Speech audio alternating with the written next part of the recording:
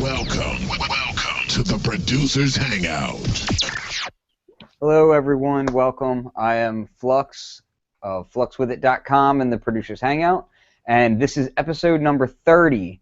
So we're kind of coming of age now, and this show is going to be very good. If it's not, it's going to be everyone else's fault but mine. So we've got Mike of Padbangers here with us, of course, co-hosting along. And special guests we have from FunkSoul Productions, Steve Sechi.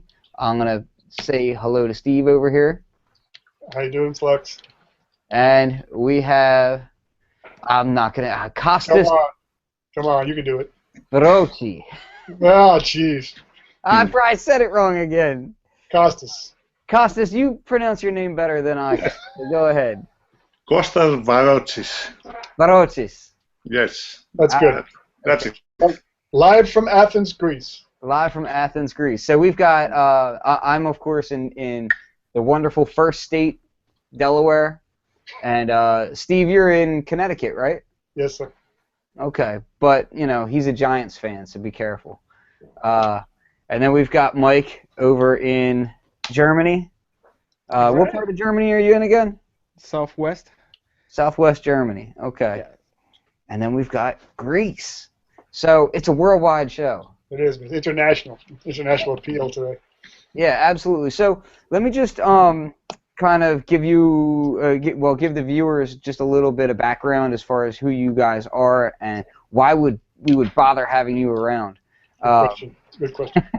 So Steve heads up FunkSoul Productions. Now FunkSoul Productions is known for doing a lot of brilliant Kontakt libraries, FunkSoul horns, Hot Fuzz, which I've recently become aware of how awesome that is. I'm looking forward to that. Zodiak, which I was lucky enough to be a little bit involved on as well, and just a lot of brilliant Kontakt libraries. Now, the symphonic libraries that you guys, did you both work on those together? Yes, we did Symphonic Maneuvers 1 and 2, Costas and I, or Dante, as he's being called on the screen here. And Costas has also done 2 projects on it, 2 or 3 on his own. 2, yes. It's the cinematic orchestral themes, and it's also the tension, which is orchestral effects and textures. And what I'll do is I'm gonna actually bring up a screenshot of tension real quick so that you know people can see what it looks like and get an idea as far as who we are. Let me make sure that I can screen share this properly before I make myself look any more like a fool. Here we go. Okay, so here's tension. Now, the vast majority of both of your products can be found on Big Fish Audio. Is that correct? Yes, that's correct. Okay, so now just because I myself have not used tension, but can you give me a little bit of background on tension and what it is? Yes, tension is a collection of orchestral effects and elements, as the title says, that is mostly used for film scoring or TV scoring or any kind of background music. And it's the kind of stuff that we often hear in mystery, suspense, thriller films, the crazy kind of stuff like clusters and runs and risers and all these things. And so, yes, this project here, the way that it's broken down, it looks like it's you have lots of trills and things going on in there. Yes, we have sampled the orchestral sections separate. We have sampled the strings, then the woodwinds and the brass, and the percussion, and then we have put them together, and we have mixed patches, strings and brass, and etc. And we also have some stuff which is with effects like a reverse, clusters in reverse and runs in reverse, which works well with the original stuff. Very nice. Now, what brought you two to work together on projects? Well, I used to have a production music library, and we were looking for other composers for that library. I think it's around 2000, something like that, 2001, Yes. something like that. And 2001. Costas, I think did we get your stuff through Taxi? Yes. Yeah. No, it was through Film Music Job Wire. Oh, okay. So, yeah, we were looking for composers. One of the things I was doing was running this library, and so we hooked up with Taxi, and they sent us stuff from that had been submitted, and we got like 150 submissions, and this was back far enough where these were on cassettes, and Flux, you would have lost your mind. Some of this stuff is that was just god-awful, man. It was terrible. And Costas and one other guy were the only two good guys out of 150 submissions.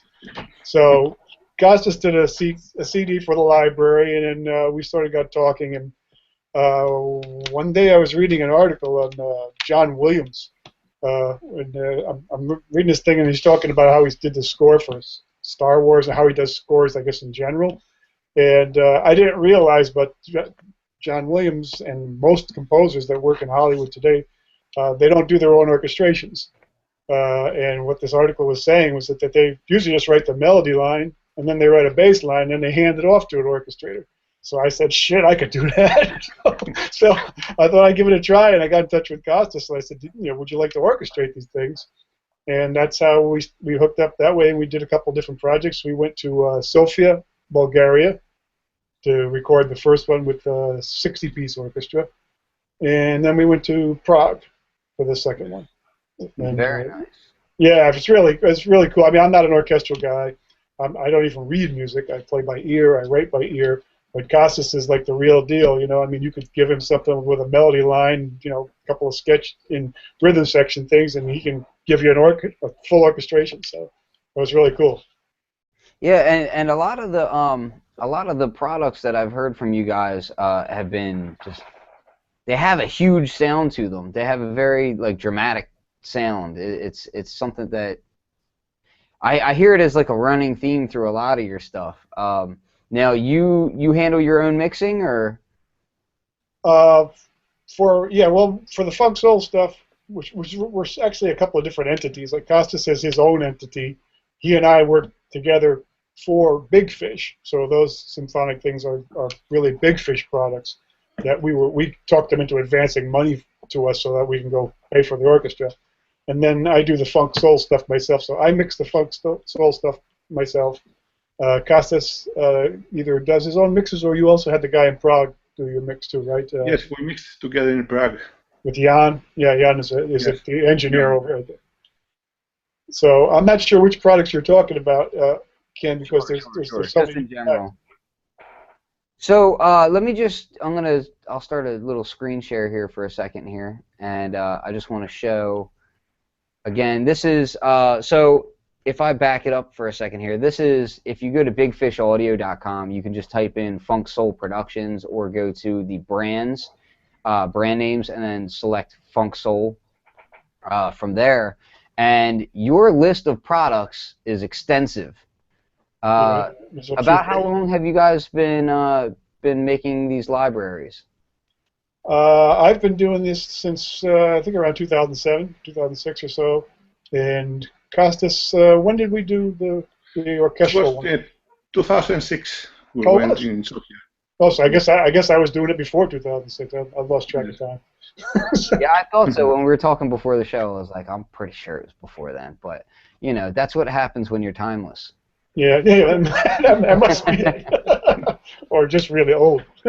I think a lot of the viewers of this show might be familiar with things like the vintage horns. Now, you're a saxophone player, is that correct? Yeah, I mean, I used to try to do it for a living, and I still play on my own stuff, but anything that requires a really good saxophone player, I now use a pro.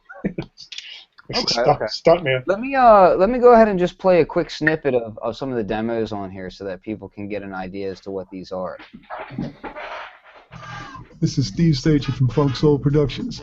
I'd like to introduce you to Vintage Horns, a new horn section virtual instrument refill for We'll skip in. There you go.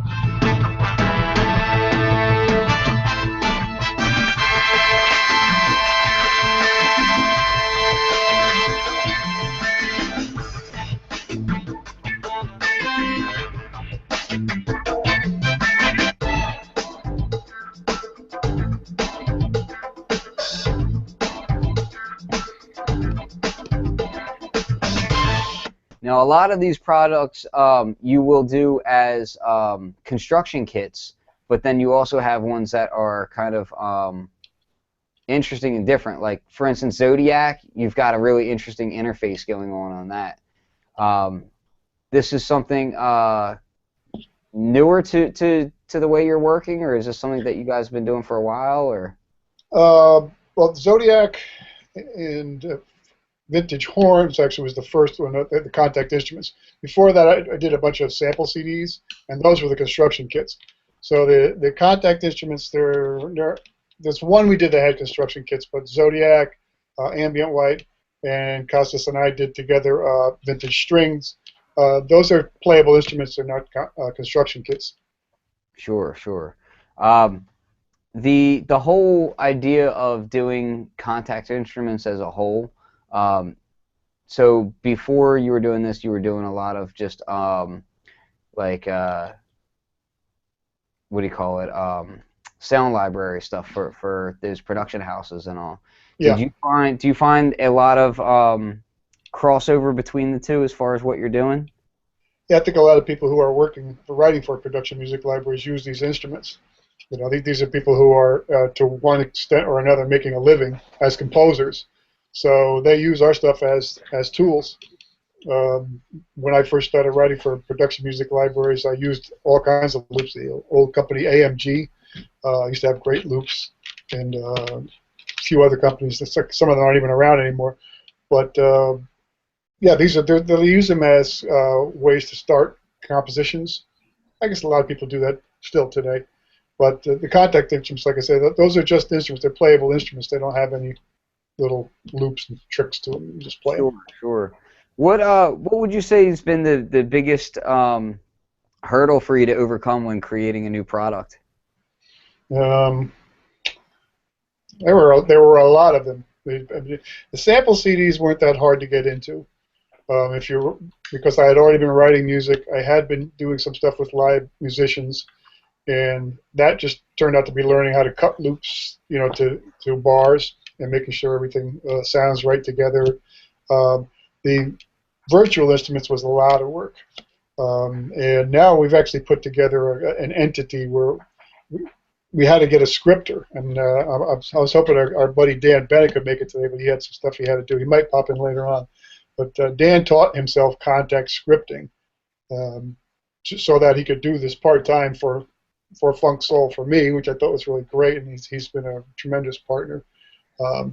So under the hood, he's the guy that writes the scripts for this stuff and works on the programming.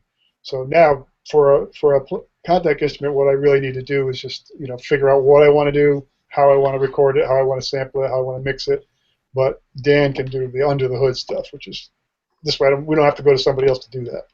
Very nice. It's very cool. Now, so you guys also have a lot of like ambient libraries. Can you talk a little bit about how you start on something like that, where you're doing a project that's not so much directly music based, but you're doing like a lot of like sounds and just different atmospheric elements? Yeah, I guess I started getting into this a few years ago. When I just started noticing that more and more sound design was appearing in movie trailers, different kinds of venues, medium, and I saw a book. I got interested in it. I said, I don't really know that much about sound design, so I went out and got a book called, I think it's called Sound Design Bible or something like that, or Sound Effects Bible, by a guy named Rick Veers. And I said, man, this is interesting, and it basically explains how to get started doing sound design. And I found Rick online, and I got to talk to him, and he's a great guy. He's out in Detroit, and we've used him on a couple of projects too. So that's what got me into it, and it's a nice change of pace from writing funk, which I really like. It's kind of like my favorite kind of music, and then you can go to this other side, which is totally different. It's a nice thing to do. Yeah, I'm gonna. I just want to show an example of like Ambient Skyline. Mm-hmm. And because this has been a series of products that you guys have done, and they just have a really cool sound to them. So I kind of want to show people a little bit about what I'm talking about. So let's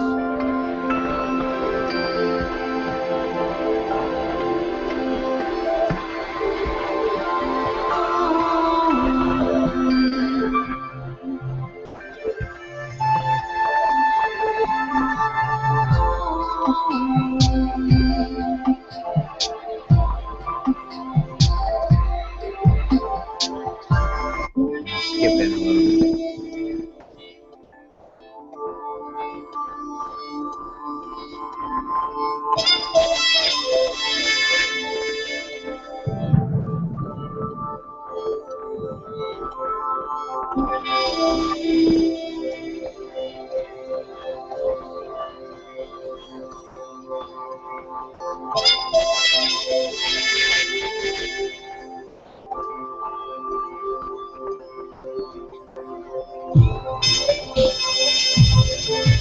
Some very, very cool stuff in here. So, Thank you, folks.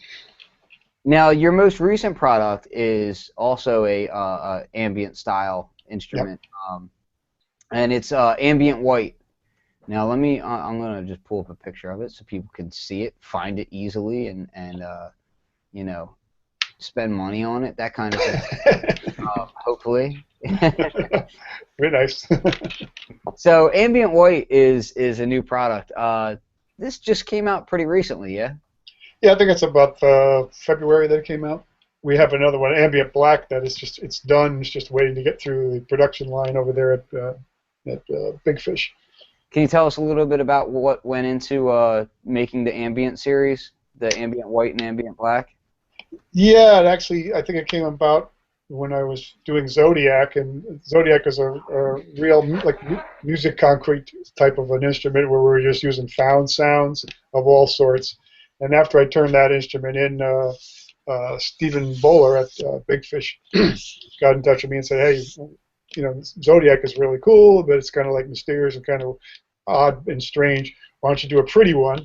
And you know, I said, "Yeah, it's a good idea." And then I said, "Well, I don't want to do both. I want to do a really pretty one and a really like nasty one." So came up with the idea of doing Ambient White and Ambient Black. And much of Ambient White, the sounds are mostly organic instruments that we did a lot of processing on. There's some found sounds there. And Ambient Black is the opposite side of the spectrum. It's just really harsh. Lots of fun to work with too. So I kind of like that stuff too. About roughly how long would you say you spend on a product like that? From really from conception to recording it to scripting it and getting it out there. Good question. What seems to happen, and Costas, I think, will support me on this, is that we have a plan. We think we can get something done within a certain time period, and then there are always delays of some sort that happen because we're depending on someone to do something for us. But if we can keep a product in-house, Ambient White actually went really, really quickly. I think we got that done in about 3 months, maybe a little bit less. Mm-hmm. It was easy. Sorry, for vintage strings, it took us about 10 months. Yeah, I think. We had a lot of delays and things. Yeah. Yeah, I would imagine depending on what you're recording and the style of the product that you're producing is going to dictate that a good bit as well. Yeah, well, I mean, we're like real guerrilla operating systems here. I mean, everything is, keep the budgets down, try to get things done fast. We did all the sampling for vintage strings. It's just violins. We did everything in what was it, 1 3-hour or 4-hour session? 1 3-hour session, I think. Yeah, we went to a studio here in Connecticut, and I had a violinist that I knew, and I asked her to be the lead violinist. I said, can you make these guys march through a 3-hour session so we can get everything we need? And she was great, and everything went off without a hitch. Then as we got working on it, we wanted to record it in an old studio to get and we recorded it the way they used to record strings at Motown, with the same kind of configuration, where the strings were lined up, same kind of mics. It was an old SSL board, very similar to the way they would have been recorded. But once we got that done, that was the fast part, and then everything else took time. It just we had to clean up. Costas and I had to clean up the samples. He did a lot of additional editing. It was noisy and kind of messy and kind of crazy, which part of it we wanted, but we didn't want it too bad. You know what I mean? Yeah, I guess that's. How do you guys decide what ideas you realize? Do you research what people actually like or bought in the past and stick up with that concept, or is it just you do whatever you like and hope it's gonna be selling good? It's kind of a combination of both things, Mike. For me, I'm always looking at the different websites to see what people are producing and what's selling. I talk to Big Fish too and ask them, but it really, I'm kind of guided by the things you want to do, and you hope that they're not so crazy that people won't buy it. So when we've done a couple of products in Big Fish, when we turned them in, they were like, "Oh, what's this?" In fact, one that they were kind of iffy about was vintage horns. And the idea I had for vintage horns was everybody else up to that point had done very, kind of perfect sounding horn libraries. So when you played it, everything was in tune, everything sounded perfect. That's always been my problem with them. Mine too, and I mean, as a horn player, I know that that's just not the way that shit's supposed to sound. You know, it doesn't sound that way. I mean, you can bring too much attention to detail to your work. You can polish all the soul right out of it. You know what I mean? And some people do that. And when I had this idea, I said, I want this to sound like the horn sections that I played in. Well, hopefully better than some of the ones I played in, but that sort of thing where they have this kind of funk going on, where there's a little tension between the horns because the pitch isn't right. They're a little off.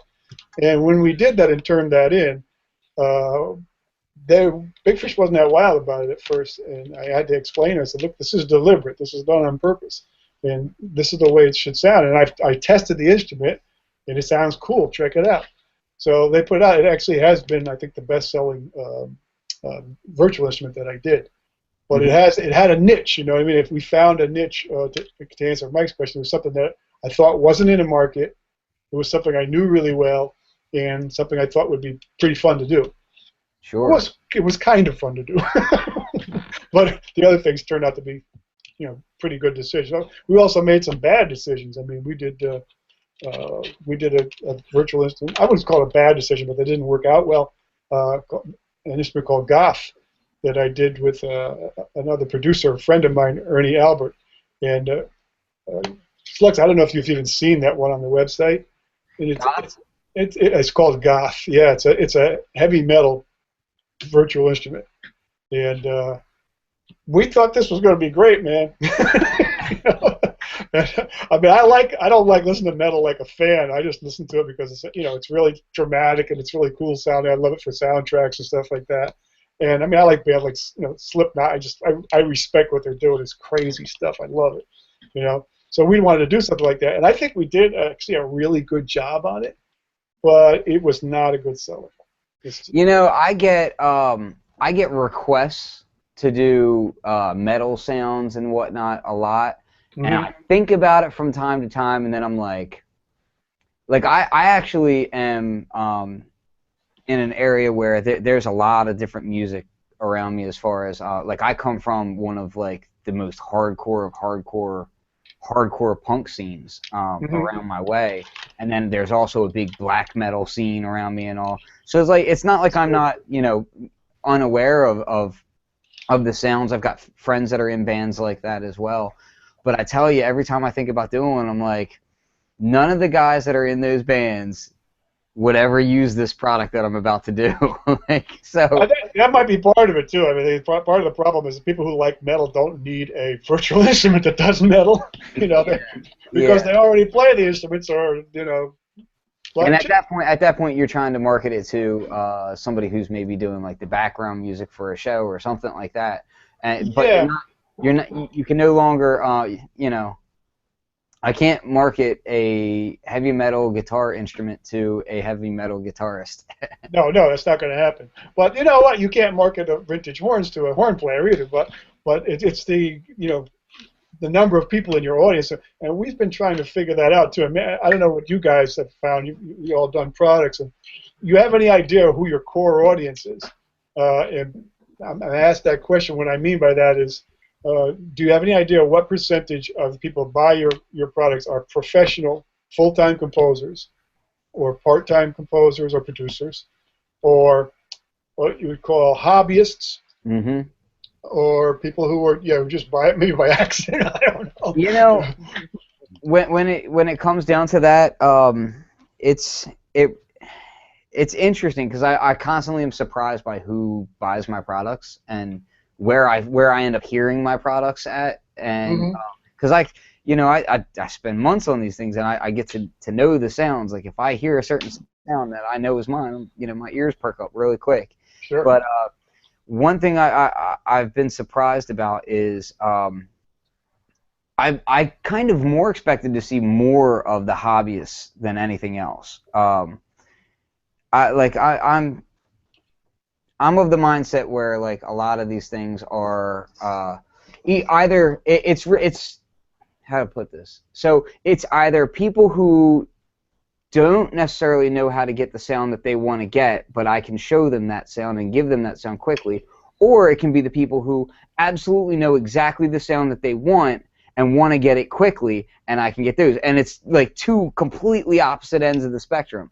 And it's kind of rarely is it more the in-between guys. You know, it's more like, you know, either somebody who just wants to get it and have fun and go, or it's somebody who is very professional about it and knows what they need, so instead of dicking around with it for forever, they just go ahead and get what they need and can get it, you know? Yeah. So the big thing I'm always thinking about when I make any of these things is, you know, are they good tools? You know, and I don't know what percentage of people that use our stuff are pros, but, you know, having worked and done production music and been around people that have done this kind of stuff for a living, you know that they need something that they can use pretty quickly. And this is another, I don't want to say argument, but discussion I've had with the Big Fish guys, is a lot of people, when they're making these products now, it's kind of like they reinvent the wheel every time they make a product. You know, every single product has, like, you know, more and more features. On the Kontakt virtual instruments, you can find there's more and more sub-pages beyond the main GUI. And I was just talking to a guy named, a few months ago, Robert Dudzik, who is a tremendous producer and has done Damn It, that product Damage. He was one of the producers on that. And he said to me the same thing that I was thinking and have been operating under, which is like, every time I buy a virtual instrument, I don't want to have to learn how to, you know, reinvent this whole situation, how to play it. I want to be able to sit down, play it, find out if it's any good, and buy it if it is. If it's not, get out from my desk. I got stuff to do. And so that's something that, again, Big Fish, I guess, initially was kind of resistant to, and they like products that have a lot of features. And I hate products that have a lot of features, and I like products. I like a product that gets right to it. I mean, if you look at vintage horns, the GUI on it, it's almost comical. I mean, that's it. There's like 3 knobs on it or something like that. That's about all you're going to get, and you can change the reverb. You know, but you can open that thing up, and 30 seconds later, you're using it. That's it. You don't even need to look at a manual, which most musicians, as you know, don't even do anyway. Yeah, I can feel that when I use like Kontakt libraries. I mean, there's stuff like the East-West libraries that really need a decent understanding of orchestration to make them sound really good. But there's also like the Cinematic Strings 2, for example. They have like a minimal interface with quite a few options. You can change the sound, but it sounds good right out of the box. And I tend to use this stuff because it makes me much faster. Yep. Now, I'll say for one thing that I like personally about like the funk soul type stuff is, so there's as you said, you like to play funk. I love funk too, and I'm a boom bap hip hop producer. That's the type of music that for fun, just strictly for what I like to make. I like to make boom bap hip hop, which the two blend interconnect very well. And so like I can go and dig through, like my record collection is legendary. I've got quite a large collection of records, but then I still have to clear samples. You know, I still have to go through all those aspects of it as well. Whereas I can go into something like Detroit Soul, and it sounds better than a lot of the records. You know, I mean, honestly, like some of the songs in there, like, if they were fully fleshed out songs, I'd be like, yes, give me that. Like, I want a whole album of that, please. Like, let me just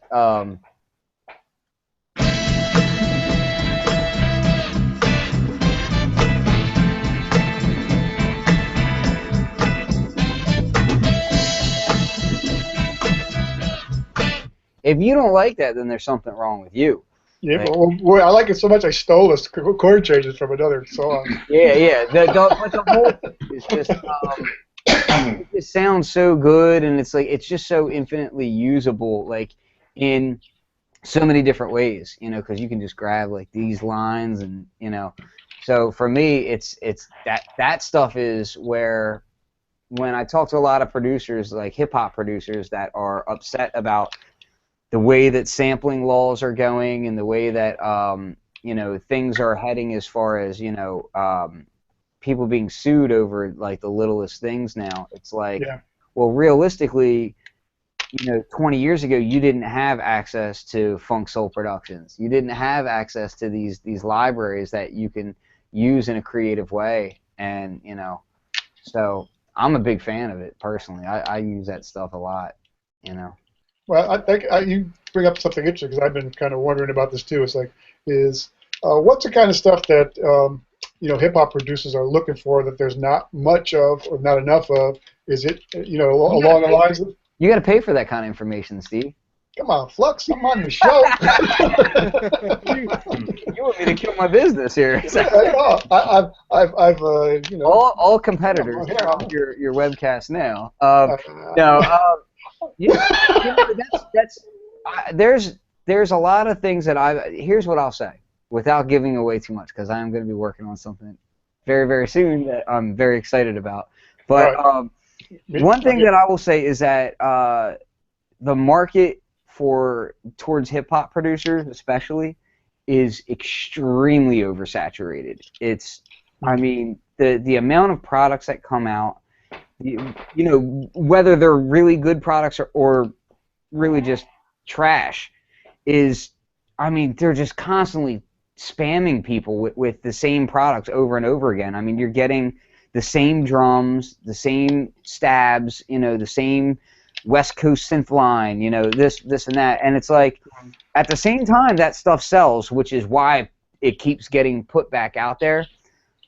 But to me, that there's like you said before about the dirty brass, like there's so many like holes in the market that aren't being exploited, that aren't really being taken advantage of. And there's also so many markets, because hip-hop as a market is not just one area. It's not just, United States. It's not just UK, right. And I feel like there's a large hip-hop sound that is not just the trap sound, which is the current popular hip-hop sound. That's huge in many areas, but it's very different nowadays, where it used to be you could track what was the real popular music just by hopping onto like MTV or whatever and seeing what was being played. Nowadays, even though there's Pandora and there's all these streaming services that you can kind of track, and YouTube, and you can track music that way, people are allowed, and it's much easier for them to get the music that they want, no matter how weird or niche it is. Before, if Portishead was getting big, it was a friend told a friend of this thing that they saw late at night on TV, and then it kind of grew like that, at least in the U.S. And now it's like you can go onto Pandora, you can put XYZ group that's kind of obscure and get a playlist of groups that are kind of associated with it, and then build channels off of that. So now, if people want to listen to music that's not so pop, they can do that, and I think the underground is less underground than it ever has been, really. Yeah.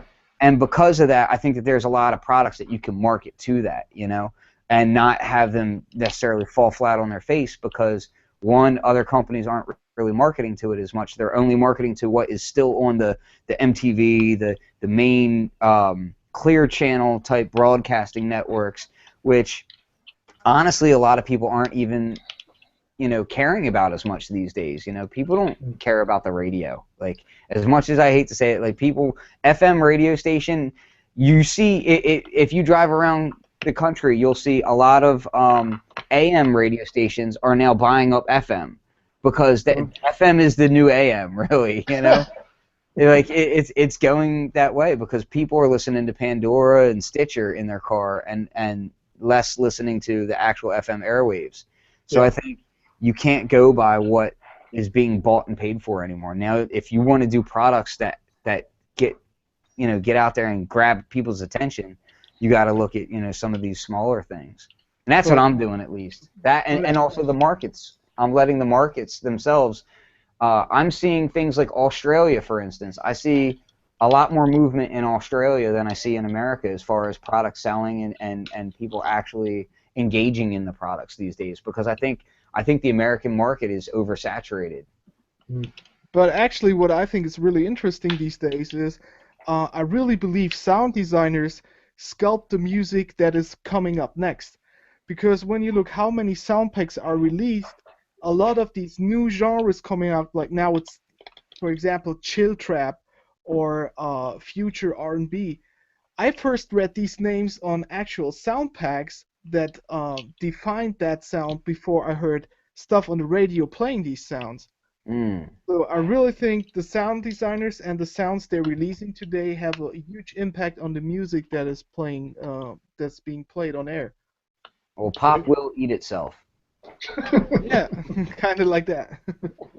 Yeah. I mean, that is one of those things where it's like, you know, is art imitating life or life imitating art, and that becomes our products, you know. So it's like, well, the sound designers are constantly trying to find this niche to get in, but still want to stay relevant and popular.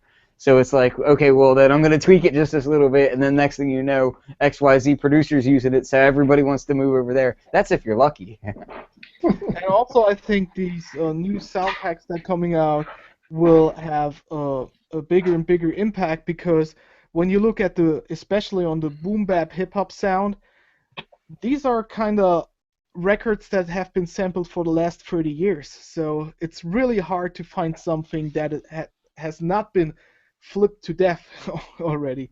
Yeah. Well, that's why I like the stuff that FunkSoul does.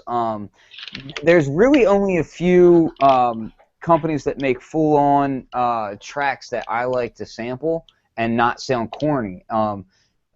You know, from sound libraries, like FunkSoul does it. Fresh Tone is another one that does some really great stuff. They've got some really cool drum loops and whatnot. And you know, to me, it's like it's this weird area where, you know, you're creating a sound, you're creating a product, but you want to make it sound as not created as possible, you know? Like, you don't want it to sound like a product. You want it to sound like something organic.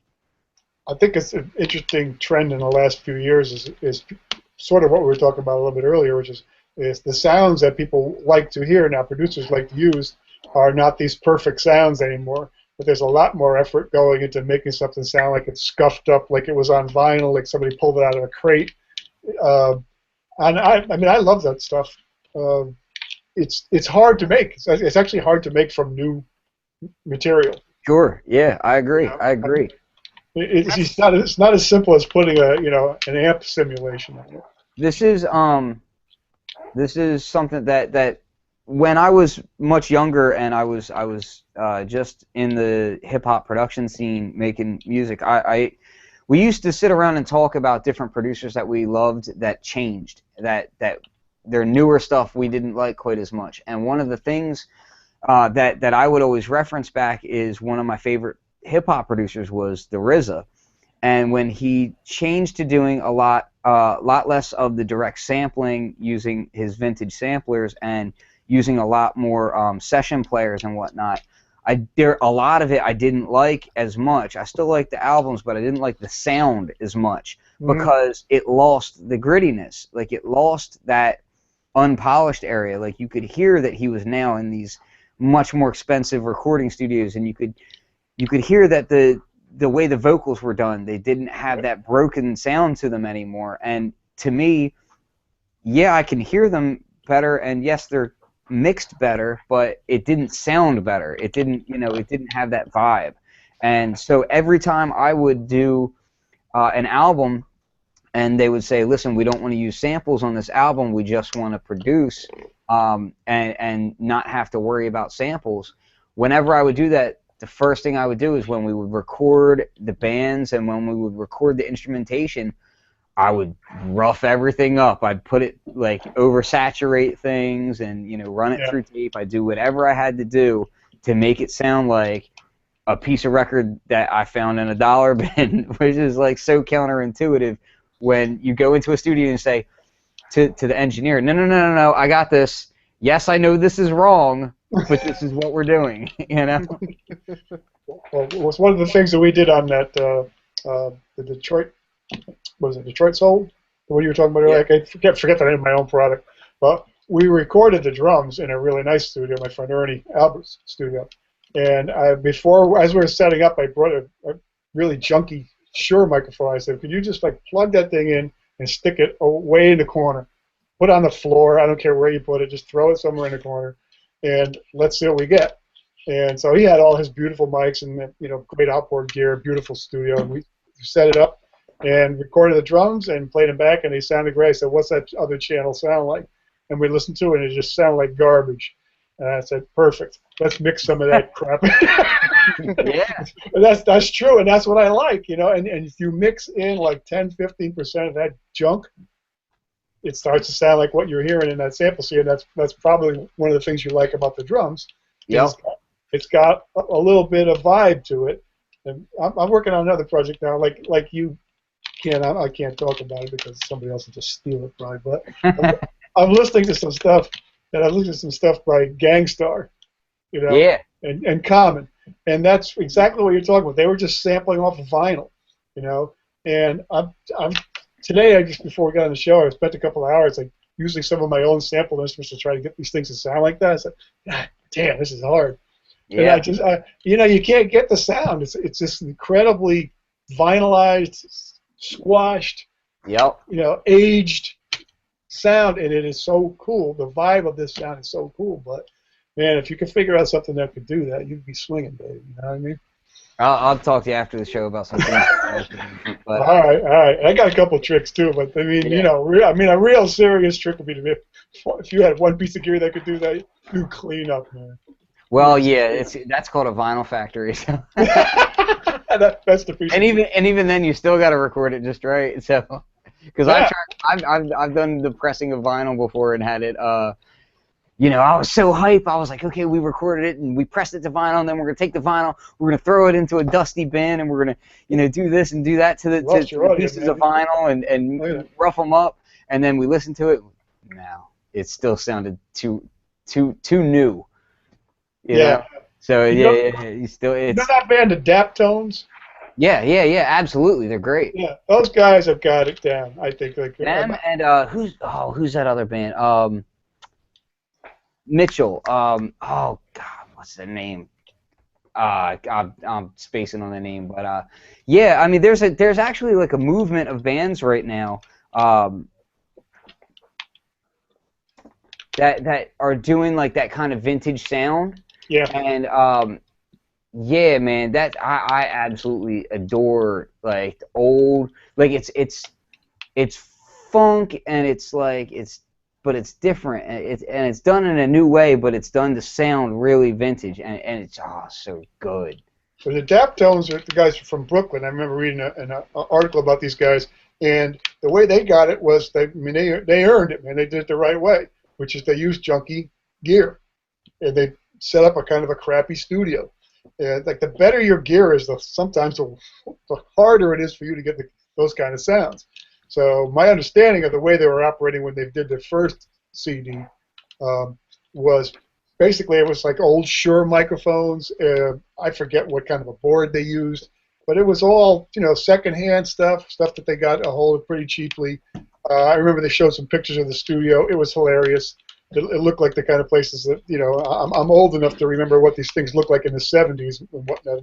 There used to be a bunch of super junky studios. And that's kind of how you get that sound, too. I mean, it's a lot easier to get that sound when you're using junky stuff. Yeah, let me just, I'm going to give a quick demonstration of this. Hopefully the YouTube police don't kill me. But, so it's L. Mitchell's Affair, and they did actually, they did an entire Wu-Tang album, and they redid all the instrumentals. They did all the instrumentals on it live, but it sounds so fantastic. So just.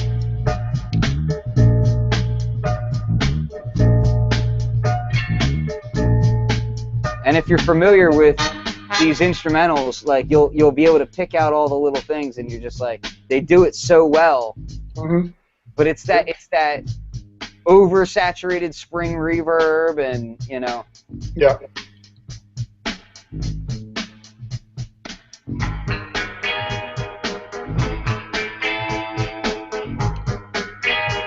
Okay, so you can hear how they kind of get into that stuff, and of course the horns also have like a distance to them, like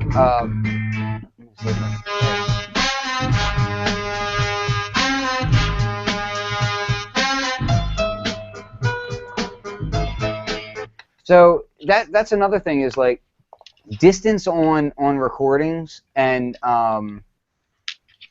being able to showcase the room that you're in a little bit, because I think people get really into using all these fake reverbs and like I should say like VST reverbs and digital reverbs and things of that nature, and they forget when you're recording a band or an instrument or an acoustic source of any kind, the space that you're in contributes so much to the sound. Like, sound is moving air and how that air reacts in that room. So it's like when people forget about that and it's like so many recordings don't have that air anymore, and I feel like it's almost I feel like Agent Smith in The Matrix when he's talking about how he can't stand the stink and it's that same. That's how I feel when I listen to a lot of pop music that has no actual room in it. Like, you can hear that it's not a real room. All the lighting that is touching your skin is from fluorescent bulbs. It's not vitamin D and rich sunlight, Yeah. Or what it should be in a real old funky studio, darkness. There's no light. Yeah, exactly. There's no windows because you're in a basement. That's what the Motown Studios was pretty much a basement. You're in a garage with the door closed and you're sweating. Yeah, man. Yeah. Well, you were talking about horns too, and this also leads back to the orchestra. Why orchestra sounds the way it does, which you can ask Kostas. But for a horn section, almost all the time, horn sections, everyone was playing together. And so that meant that you can't get close to the microphone. Sometimes you only had one microphone. Sure. Or if you did, you were still right next to everybody, so everybody's bleeding into each other, and you're going to get some of the room from that as well. And that's why some of the old horn sections stuff sounds good. It's exactly what you're saying. You're hearing the room too. I think I know enough about horns to be able to sort of emulate that now, because we almost never record horns with the same guys with guys in the same room anymore. So like almost everything I've ever done has been one guy at a time. Me playing tenor or Barry or whatever, and a trumpet player playing in his studio, and then you mix them together later on, try to make them sound like they were together. But for the orchestra, which I'm sure Kostas can tell you, is like what you like about the orchestra when you hear an orchestra is that sound. You're hearing the room. Yes, exactly. And especially the sound that we got in Prague and in Sofia, they have beautiful halls, recording halls, and with the walls are covered with wood, very old wood, which sounds like a real musical instrument. So it's not just the instruments that which are within the hall. It's also the hall itself is a musical instrument. That's a good point. Yeah, that's something that you can try really hard to emulate an orchestra, but if you didn't record it right, then it's not going to sound right. So that's and it's not something that you're not gonna stuff an orchestra into a basement though. No. The Motown guys, they just stuff their violin players down there. Sure. Stick them off to the side and double track them. Yeah, absolutely. Which is what we did. Have you done many vocal instruments? No, not one. Are you looking to do that in the future? Are you volunteering to sing on my next project? My melodious tones, they just cost too much, man. I'm telling you. I don't know if you'd be able to fit the bill for my rider. Yeah, man. I thought you'd give me a break. I like the shells peeled off of all of my M&Ms. Yeah, I tell you, that's something that I actually started work on a choir. What was it? It was a year and a half or so ago, and I ended up walking away from it. I said, you know what, this is going to have to happen some other time, because some projects you just have to, if you can't do them right, you just can't do them, Yeah. I should take back one of the things I said. Actually, I forgot. Kostas, one of the projects we did work on, Kostas did record a choir. Yeah? In Greece. So go ahead and tell him about it. I wasn't at that session. I'm sorry. Yes, we did an orchestral project in Sofia, I think, and then we wanted to. No, it was in Prague. Then we wanted to add the choir, and we did the choir in Athens. and the budget was not so big enough to get a full choir, so we got 8 chorists. I think 4 sopranos, 2 altos, 2 sopranos, 2 tenors, and 2 basses. 8 singers, and we doubled. And fortunately, the sound engineer was good enough to change the placement and the mics in order to give the sense that it was a much bigger choir than the actual 8 singers.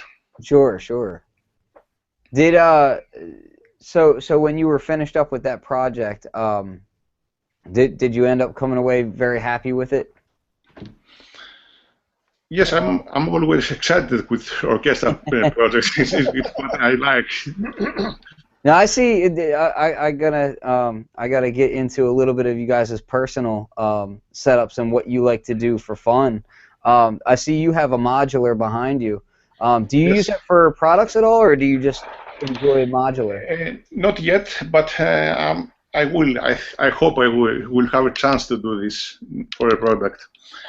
I loved the analog synthesizer in the 70s, and I always wanted to buy a Moog when I was big enough and rich enough to buy it. So now I'm about 50 years old, so I told myself it's the time to do it now.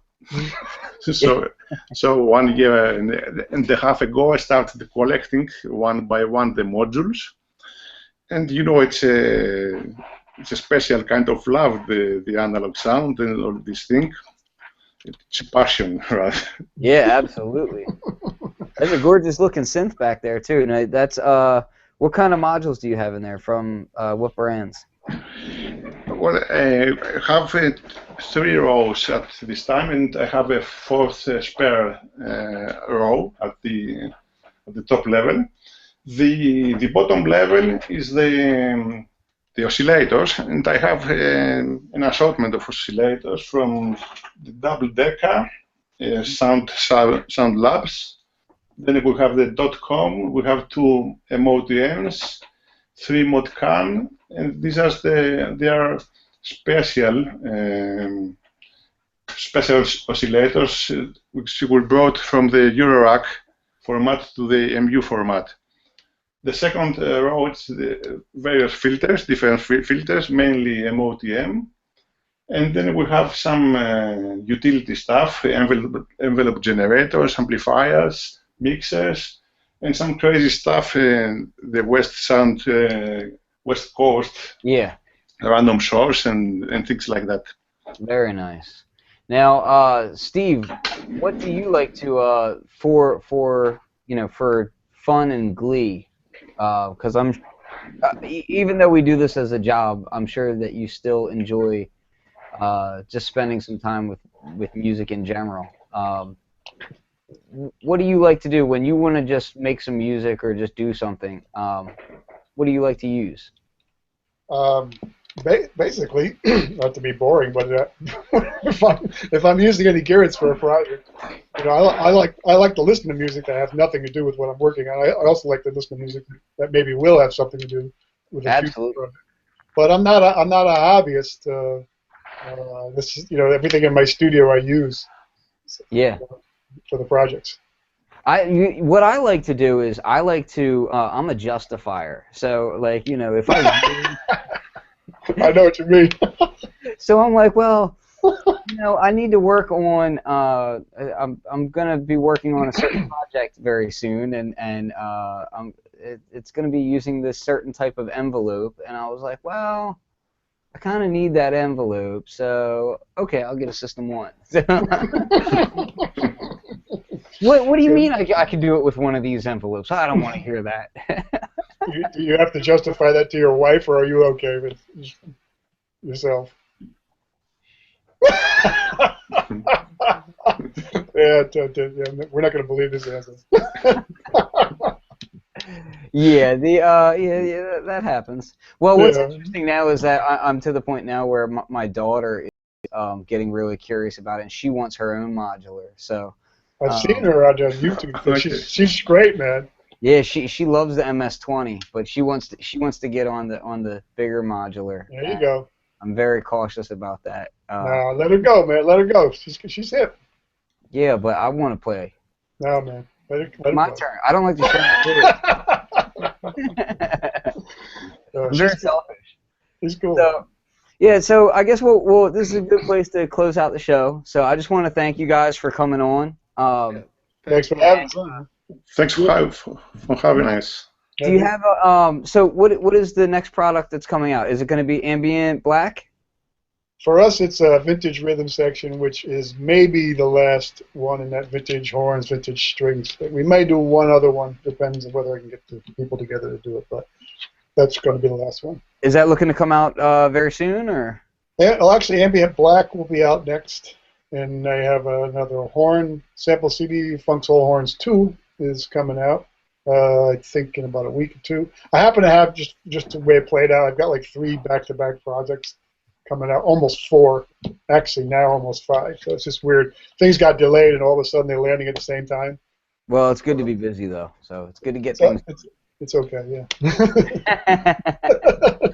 So long as everything sells, we can all be happy. I hope so, bro. But you got to tell me more about your thing, and wish you luck with Concrete. And I want to know more about how that's going to work out for you. That system that you're trying out. I think that's really cool. Yeah, I'm very much hoping that Concrete sells, and hopefully we can keep piracy at bay. And that's the name of the game. Good luck on that. Good luck on that. Good luck with it. Mm-hmm. So, Kostas, I want to say thank you for coming on all the way from Greece. Thank you for having me. It was a long trip. All right, Flick, let's talk this week, man. Come on. Yeah, absolutely. We'll be talking soon. And so, Mike of Pad Bangers, what do you have going on with the site? I know you've got a lot of things you've been working with. So. Yeah, and I'm still working, so probably the next week's videos will be a little rare, but there's new stuff coming up. I just wanted to remind people on padbangers.com we still have 2 giveaways going on. One is for the latest Prime Loops pack. It's a future R&B and chill trap. You will find descriptions in the video how to participate to the giveaway. And one is for my first sound pack, Out of Orbit, available on the machinewarehouse.com. I'm giving away free copies. Also, you will find all the instructions on padbangers.com. Check it out. And if you like the sounds, go over to themachinewarehouse.com. It's pretty cheap for what you get. Yeah, it actually really is. Yeah, we kind of showed that last week as well, so I definitely recommend checking Out of Orbit. Is very cool. I got it right before the last show that we did, and I've been using it for the past week, and very cool. So I'll probably have a video up of it of interesting things that I found in it, and like the arpeggiations in it are ridiculous. For the massive sound patches and whatnot. So anyway, I will close it out. And as far as stuff that I have going on, honestly, I'm 100% wrapped up in Concrete right now. I have some reviews that I'll be doing after I get Concrete out, but Concrete Drum Machine will be out in June, early June, hopefully, very early June. Hopefully. But yeah. So look out for that stuff, and we'll see you guys later. All right. Okay, man. Thanks again, everybody, for coming. Thanks again. Peace out. Okay, we'll see you guys.